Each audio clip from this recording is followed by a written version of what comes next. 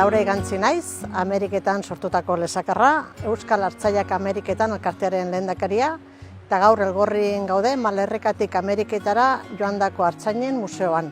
Eta ikusiko duguna, bertan erabiltzen zuten karro-kanpoa.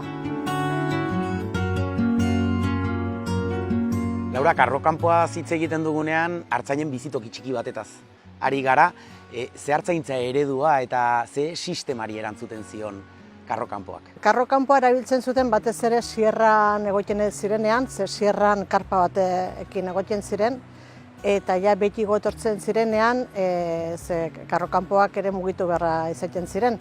Eta hauek izaten zen beraien 5 izarretako hotela. Orduan, esan dezakegu karro-kanpoa zela baldintza hoberenak eskaintzen zituen txabolatxoa? Bai, ze sierran eta mendian eta zeudenean karpa hutsa batekin egoiten ziren, eta hemen behin-pina bazuten bere kalefazioa, arriskutik kanpo eta beraientzat agitzerosoa zen karro-kanpo bat edukitzea. Zenbaitetan bakarrik, suerte pixko batekin bina, artzain, eta ardiak mugitu ala, beraiek ere mugitu barri zaiten ziren, bazka berriaren bila edo uraren bila, eta estado bakotxak izaiten zuen beraien karro-kanpo mota desberdintxoak, eta pixkoat beraien guraldiara ere egokituk. Adibidez, hemen Elgorrin daukaguna, hau gehien bat Guaiomin aldean erabiltzen zen, estuagoa da, azpian miarragoan elurra hondizta egoiten zelakoz, eta hauek lona zuten. Gero aldatu omen zuten, ze txinpartakin eta erre egiten omen zen. Baina Kalifornia aldean eta bertze karro-kanpo handigu bat izaten zuten, kalefazio propanorekin, hauek hori ez zuten. Han ere lehen txapakin eta sekulako berua izaten omen zuten, eta ondarrean ere egurrara aldatu ziren. Baina, beraientzat, beraien txoko bat, ziurtasun puntu bat ematen ziena.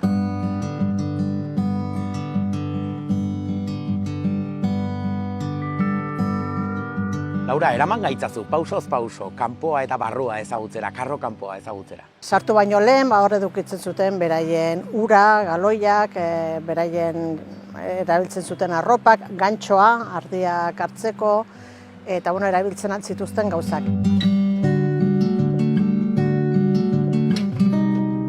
Eta ja behin barruan sartuta, beraien guatzia, ohea, maila bat eta tximenia suakin bisteko eta batez ere gabetan zenbait estadutan hotzaz ez hiltzeko. Ze sekulako hotza baziren estaduk -30 gradotan eta goiten ziren arratsetan. Orduan funtsezkoa zen beraiek zerbait berotzeko edukitzea.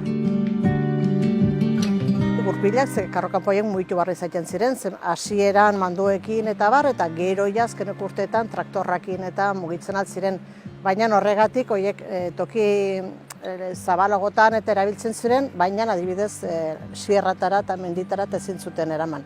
Orduan, eramaten zuten manduekin, karpak, azkenean bizi ateratzeko gauza beretsuak, baina hemen bertze modu batean. Eta gaur, Ameriketara joango bagina Euskal Artzaiak karro-kanpoan topatuko genituzke edo karro-kanpoa artzaiekin? Euskal Artzainak ez, patroiaren bat adibidez baina karro-kanpoa guai, oraindik badire, baina hor ere gauzak pixkoat normalizatu dire, badira legeak eta badituzte ere gure artzaiak ez zituzten baldintza batzuk bete beharrak eta pixkoat hobetu dira, baina karro-kanpotan egoten dira, oraindiken ere. Karro-kanpoa izan zen gordelekua babesa Euskal Artzaiontzat Ameriketan. Euskal Herri txiki bat atzerriko lur arrotzetan. Eutsi herriari eta lotu lurrari!